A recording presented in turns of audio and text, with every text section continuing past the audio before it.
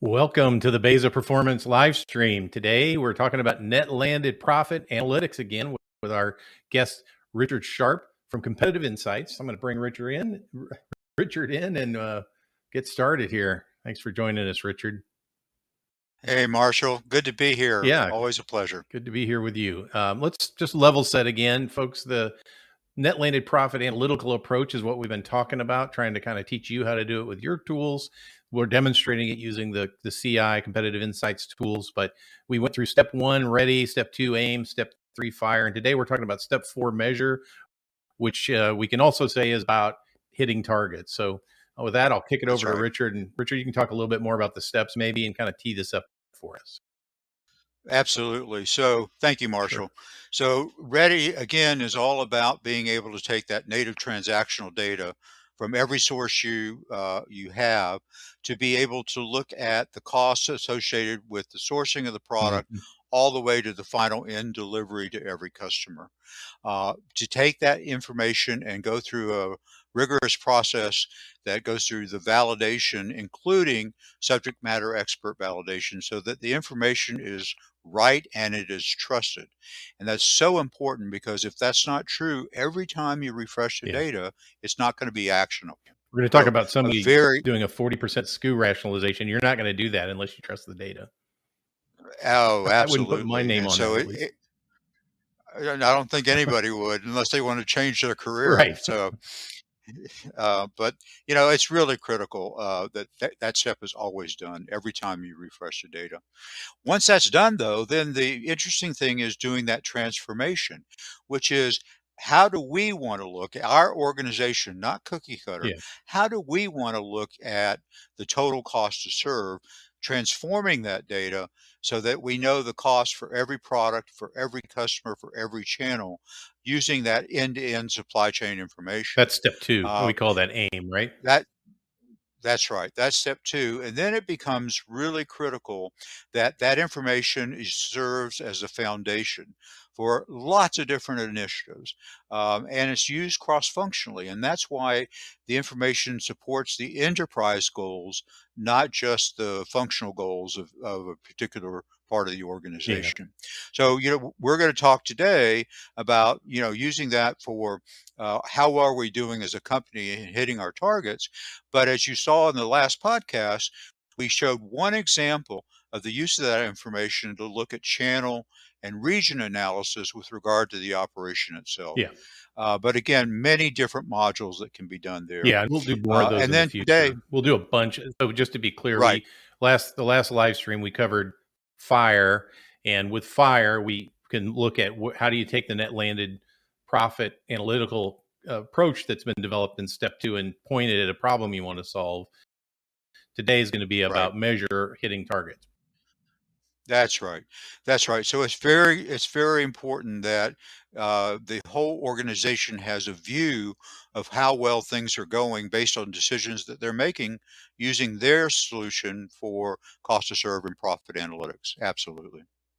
So let's talk a little bit about some stuff that's been going on. I think Black & Decker was some news that came out this week, but I thought it'd be fun to talk a little bit about Coca-Cola in 2020 and their big SKU rationalization. I'm sorry. Yeah, this was a huge announcement by Coca-Cola. Right. They announced they were going to reduce their entire brand portfolio by 50%. And that's a bold move. And they wanted to be able to do that to take out the products that were just not well performing so they could apply those resources to the products that were absolutely going to be the winners for their company. Right. And that was an announcement made in July of 2020. And even the analysts were saying, this is really smart. It's going to free up resources, reduce complexity. It's going to be able to look at ways to be able to grow the company a lot smarter. And you can see from Goldman Sachs, they're saying it's only going to reduce top line profit just in the very beginning of that by 1%.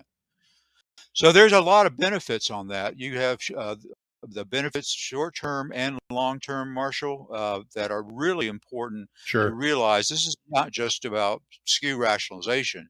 This is about understanding the ability to react quicker, to be able to plan smarter, to be able to do the things that you want to do that really grow the organization very smartly. And as you said, Black & Decker, just this week announced the same thing. 40% of their portfolio is going to be reduced.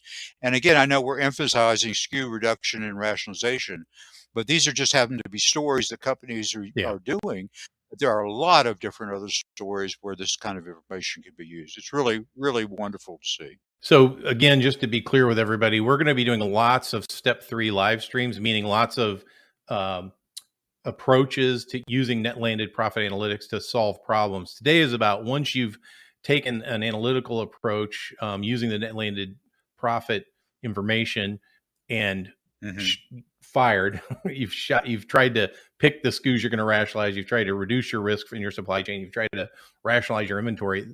Then you got to decide whether you That's hit the right. target or not. And that's what we're going to be going over today with the measure step 4. That's right. And what's really exciting about that, Marshall, is you're exactly right, just what you said. But what people begin to realize is that in using this information, they may not just hit the target, they may exceed the target. And they're going to go above what they had planned to see in both cost reductions and in the realization of profit. And what better way to be able to handle the inflationary pressures that are going on Right. in every company Yeah. today to say we're not only hitting these targets, we're exceeding them in a time that's very disruptive. Well, and I would say 100% of my clients right now are dealing with supply chain disruption, not just in terms of lead times being either extended or unpredictable, but cost variation being, challenging Oh, in the supply absolutely. chain. So all of that is very, very, powerfully approach using this net landed profit analytical approach. So So let's that's our goal. We hope that everybody that's listening is considering building this, right. and that hopefully these podcasts are giving them insights that help them be able to navigate those decisions so they can do exactly what you Yeah. said and excel during these very hard times. So we will be, as I said, in the future, doing some more step 3 stuff and showing people how to craft the analytical, visioning of what you're trying to understand about the data and make those decisions. Make sure you like and subscribe, depending which platform you're on. Maybe like and follow so that you can get those videos. We also do Mhm. S&OP, lean thinking, respect for people, part of lean. The one thing that motivates all people, a lot of leadership strategy type stuff. Make sure you're doing that. But back to competitive insights approach to net landed profit analytics with Richard Sharpe. Richard, I'm going to bring up your screen, and that way folks can see the tool that we'll be talking about today. Hand it over to you. Yep. So the same 4 basic steps, but as you've said, we're going to focus on hitting targets. And one of the things that's really important as you're thinking about this is you want to be able to summarize the information both for the users of your system as well as for the executives. So everybody's on the same page in the progress that's being made, and they have specific details or questions they have. They know they can go back to the users of the system and get more information back in the analytics being used in fire. So we want to serve both the users of the system, and we want to serve the executives of the organization to be able to have that healthy conversation. So let's just go ahead and get right into it, Marshall. So that's what we're going down here. We're doing the hit targets module, and we're going to start off with a summary of how well things are going. Just for orientation, you can see that each of the top blocks on the screen are measuring the performance of this last quarter, but they're also comparing it to the previous quarter and a quarter a year ago. So we want to be able to say, how is this trending, if you will? And that's true for net sales, as you can see there, for net landed cost to serve, remembering that's the total cost to serve for every product, customer, and channel. The net landed profit that's being generated for that quarter versus, again, last quarter versus a year ago. And then the net landed profit margin. And if, as you've heard several times, most likely your net landed profit margin is going to be considerably lower than your standard margin. And that's true for every company Right. pretty much. But you want that snapshot, if you will. Does that make sense, It Marshall? does. What was the actual goal of this particular project? Or are you going to get to that? What was the focus? Was this project that we're looking Which at on project? a SKU rationalization or? Oh, no. This is a summary Oh, of okay. Gotcha. multiple companies. So Multiple initiatives. they did, the companies that this was aggregated from were doing a Okay. whole host of different things to make their I'm with supply you. chains more efficient. Yeah, we could never, we never disclose anything Sure. associated with any one customer. That just wouldn't be right. Yeah. Okay, so if that top makes sense, let's go down and do a little bit more of a deep dive. So now what we're looking at are specific things that the users of the system are going to be very interested in. And remember, this is a cross-functional utilization. This isn't just supply chain. This is sales, finance, Mhm. marketing, etc. So the first thing we're going to look at is profit leakage, which you see is that lower block on the left side of the screen. And what we're doing there is we're looking across all of the performance of the products, and we're saying, are there particular areas where we're leaking profit? So look at sourcing. It's about $500,000. And what we're saying is there is an opportunity for the procurement department to actually look at, and we show them the specific products to look at for the specific suppliers to be able to say, these are items that we should be looking at compared to the benchmark performance for the same type of items. And sales, it's not that the sales are off necessarily. What that is sales opportunities can be because of chargebacks or discounts or pricing schemes. And so we've got a little over $1 million of opportunity there. But the big one is cross-functional. And what cross-functional is saying is there's not just one driver for the profit leakage. It's going across multiple disciplines. And so there we've got over $6 million of opportunity. So the whole goal is to be able to say there's more opportunity to work with, and that is going to help us be able to not just meet our plan, but exceed our plan. So that's the first one. The second one's really interesting, I think, and that's the cost to serve summary. So look at what the vertical line is showing us is that if you're to the left side of the line, that means a reduction, whatever that area might be. To the right, it means an increase. So what we're seeing on that second block is that the cost to serve for all of the units sold for the company actually went down by 3 cents. That's pretty good. But we remember now our sales were off too, for whatever was the reason for driving sales. But the big one that we see here is the sourcing cost. And that sourcing cost is for 18 cents for every unit sold. There was an opportunity because the costs have gone up so much. 18 cents per unit. Then you go down to the actual transportation, that cost went down, but the working capital, you see what that number, so it's a really good way to be able to reflect on the main categories or drivers associated with the performance that we're seeing up on top. Does that make sense, Marshall? Sure does. Yeah, absolutely. Okay, so quickly then, let's just move over to the right side of this graph of the system. So the first is that we're looking at the performance of products and customers. The first one is product, and we can see that out of all the products, the thousands of products that we're selling, we have 17,000 products that are totally unprofitable. And obviously, the people that have been working on this, day to day, should be aware of that trend, but it's showing this is where we are today with more opportunity to look at. And then you go down to the bottom 4%, that's telling us that 4% of the total profit earned by the company was with a little over 7,000 customers, excuse me, 7,000 products. And 80% of the profit that was associated with the performance was just over 2,000 products. So that's a really good snapshot to tell us we've got more opportunity here from products. And you can see the same as for Yeah. customers. You've got 254 unprofitable customers. You've got 1,100, 1,200 that are marginal, only producing 4% of your Hmm. profit. And you've got 37 customers that are giving you 80% of your profit.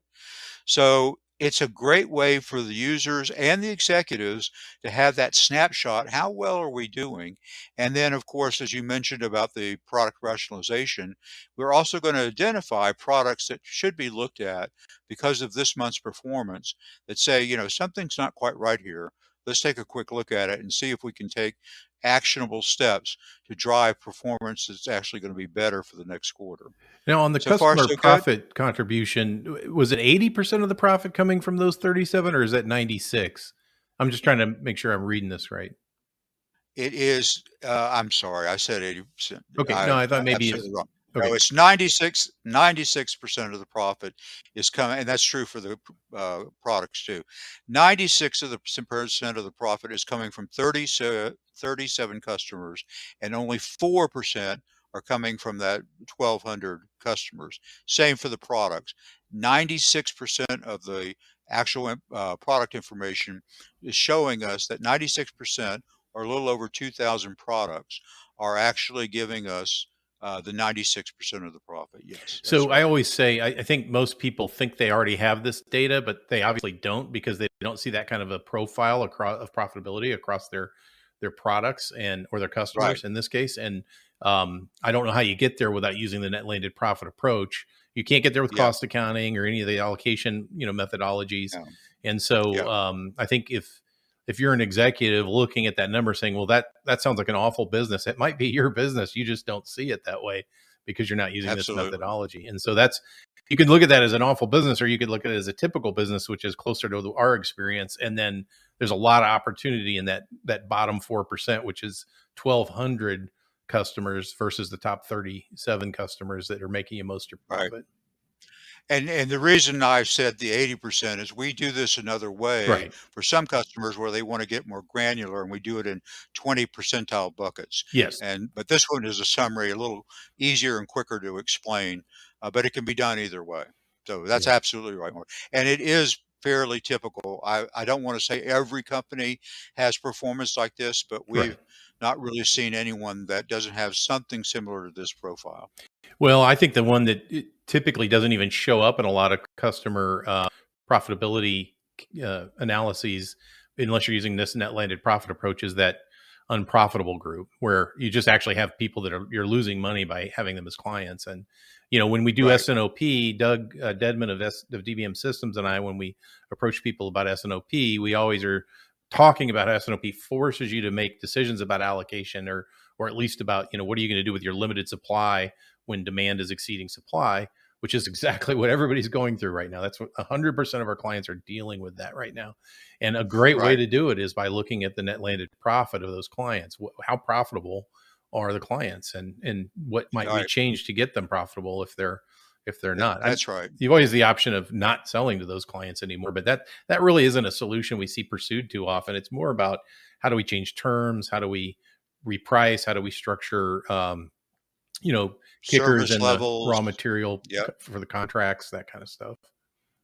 Yeah.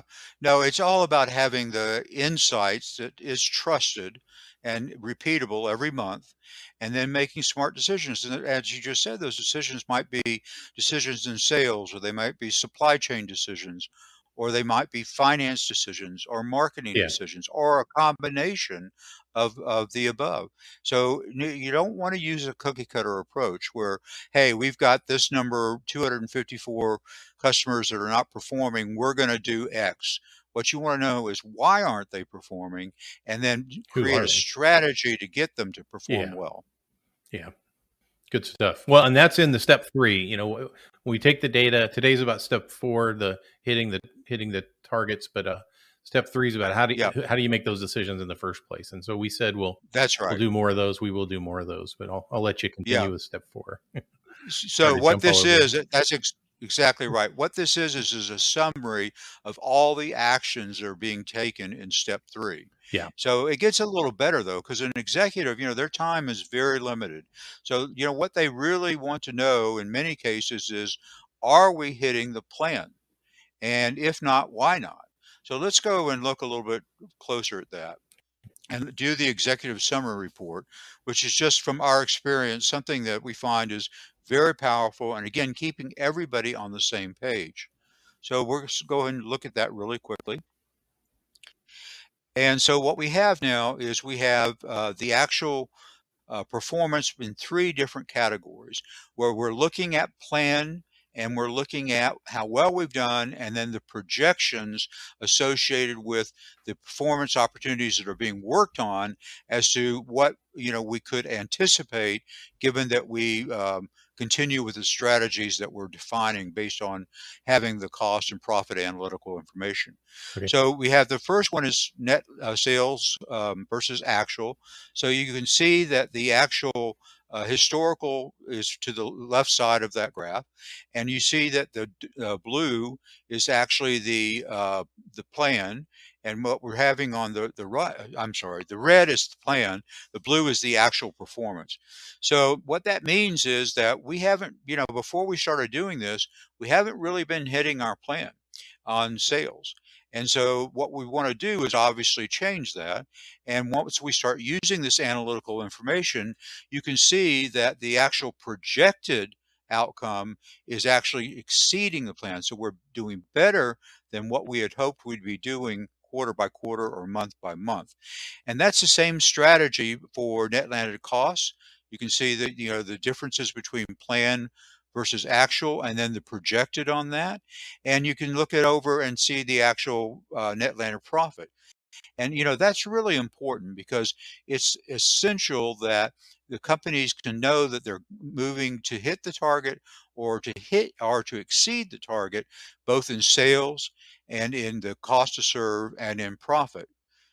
Does that make sense, Marshall? Sure does. Sorry, I was muted. So again, the blue is the actual historical or projected, and the red is the actual plan itself, what we had set as targets for the organization. So we're just going to dive into one a little deeper. Okay. Let's look at the net landed profit versus the plan, because that's ultimately for, a corporation that is obviously for profit. That's the ultimate measure a lot. And then of course, shareholder return and performance. So Now, one let me thing just ask us to take a pause here. It's been a little bit since we yep, defined what net landed profit is for everybody, and we sort of did it maybe when we described step 1, but um, just for folks who might have tuned in late, or what is net landed profit? What is that approach, and what is the data we're looking at here? okay. So the approach is that for your particular company, we want to know every cost associated with every product as it's moving end-to-end supply chain. So we don't want to do cost allocations. We don't want to do any peanut butter spread. We want the actual transactions themselves, which is usually about 4 billion Yeah. transactions, to be able to know that we're got information that is accurate and specific, and that has been verified every time to give us a very specific and accurate and actionable database. So when we have done that, then what we're doing is we're transforming it, looking at the revenue side for chargebacks, discounts, pricing strategies versus the cost side. And what we can determine from that is we can create the actual operating profit generated for every customer, for every SKU, through every channel, and that information then can be used to do the fire, which are the decisions we're making, and then to see how well we're hitting targets. Does that Okay. help, Marshall? It does. Thanks for doing that. I just always want to remember, maybe not everybody's watched every live stream we've done on this so far. So Sure, back to your sure. data. So we were just covering the executive, quick review of sales and costs and then profit. But let's just drill in on the profit for just a moment. Oh, and what I have not mentioned, I apologize, is you can also filter this, in different ways. So you can look Sure. at this kind of performance by channel. You can look at it for a product hierarchy if you're just interested in shirts or a particular category of product. You can look at it by customer region. So there's multiple ways to look at it because it's important to know how well is the company doing, but it's also important to be able to drill in on specific parts of the company in trying to understand this overall performance. Okay, let's keep going. So we're gonna drill in now on the actual profit. This is really interesting. So now what we see is that as we saw before, that historically we have not really been hitting our targets on profit, and that's a problem, especially in today's world. So what we are doing now is we're starting to integrate the cost to serve and the net landed profit insights that we're getting from our own information the way we want to see it. And what happens is, in many cases, you can actually accelerate meeting your target. And so that's a great thing as you think about, as you said, for an S&OP process or multiple initiatives. Knowing that I'm able to leverage this information to do better than what I earlier had expected is a very good thing. And remember that this curve is not just based on, aggregated information. This curve is based on accurate and specific information that has been worked on by the users of the system. And now what we're doing is we're projecting using formulas that, obviously have been reviewed with them to be able to say, hey, you really have an opportunity to really delight your shareholders and do even better. Yeah, So this did we not love come from that. your income statement from your accounting system. This maybe No, some of the transactional data came from your accounting system, but not this net landed profit calculation.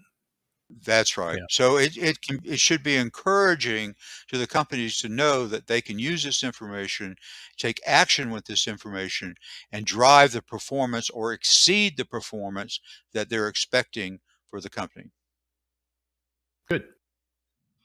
So I hope that's helpful for everyone on the podcast. Yeah. Marshall, what else can we help people gain from this particular podcast? Well, I think we've done a good job of kind of showing what a hitting target step would look like. I guess the idea would be what what does the cycle look like? I'll bring the graphic back up. And so you've kind of gone through a process of getting your data ready, and you're confident. You've developed your net landed profit. Step two, aim. You then used your analytical approach to identify the actual insights, and then you've seen, as we just saw, whether it worked, whether there was data Right. there. Did you hit those targets? So what? How do you move back through the cycle once you've done that? Well, I think you have to break that into two pieces. One Okay. is getting in a position that you can continue to measure performance. So that means that you have, when you're building the system, you've thought through how you want to go through handling all of that data and not doing peanut butter Okay. spread and being able to have it so everybody trusts it. And then creating that cost to serve and profit model that is specific for your business. Now, everyone's going to do it in a different Okay. way.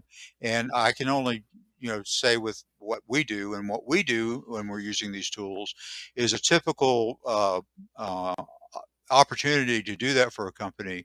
It can take anywhere from 8 to 14 weeks Okay. to be able to go through that just to get to them to the initial fire, the initial areas they want to focus on. First cycle. What generally Yeah. First cycle. What generally happens is they get really excited and they want to start looking at the other modules because there's lots of opportunities, knowing it's the same data, that we don't have to go through a Right. reprocessing of the data. We're just using it in a different way. We've got billions of Um, drivers. We just need to be able to look at it, lend the solution a little bit differently in terms of what we're going to try and fix. So we just did a SKU rationalization. Now we want to do an inventory rationalization. That's the idea of yeah, the cycle. Okay. yeah. The way we create the database is we're not reprocessing any data at all. We're just Sure. using different parts of the data to be able to focus on whatever is that initiative they want to do. Um, so that's really important because that's very efficient. Obviously, you're not having to scramble. People are not having to say, okay, now for this initiative, I'm going to need 8 more weeks to get the data I need to do it, et cetera, et cetera. It's all right there. It's just Yeah. how do you want to use it? To the second part of your question, once you're in a refresh mode and what we call production, then we're receiving that data on an ongoing basis throughout the month. We've agreed with the customer when we're going to actually do the conversion to Yeah. the next update. And when we have received all the data, the entire process of validating the data, transforming it for cost to serve and profit, and then creating the updates for the fire and the measurements that we just saw on hitting targets, we can do that in 5 days or less. Okay. So you have the tools built the right way, which obviously your tools are built for that. Then a week or maybe at most 2 weeks is a pretty reasonable uh re Yep. refire for the data to use it again and make sure That's you're in good shape for the next month, whatever changes need to be made. That's right. Okay. That's right. And it needs to be that way Sure. because it's again, as you're thinking of building your system, you don't want this legacy or latency if we go with results. Yeah. You made a pricing decision. You want to know as quickly as possible, is that working? Yeah. And if not, what else are we going to do? So it's really important that it's timely. Okay. Well, good. So, as we said earlier, we're going to be doing a lot more live streams with Richard of Competitive Insights to look at net landed profit and specifically how we're going to look to solve certain problems with it. And that's the step 3 fire. We'll have lots of different examples over the next year or so of live streams with Richard. But Richard, I want to thank you for helping us talk about hitting targets today with this approach. And I think we've kind of done the full circle approach now. So now we're going to get into these nitty gritty. What does it look like to fire every time we want to shoot Absolutely. this gun at the right problem? So Absolutely. And Marshall, my sincere desire is that this information is useful. A lot of people are struggling with a lot of different decisions today, and our goal is to support them and serve them to help them not have to think through everything we had to think through as they're right, building their solution. yeah, it took 30 years, and you're a supply chain genius. So maybe we can make it a little easier with folks with the live stream. So There you well, go. good stuff. Thanks again. My We'll pleasure. see you in a couple of weeks. All Thanks, right. Richard. Thank you. Folks, don't Thank forget to you. like and subscribe, whatever platform you're on, like and follow, and you'll be able to catch up with Richard next time. Thank you very much.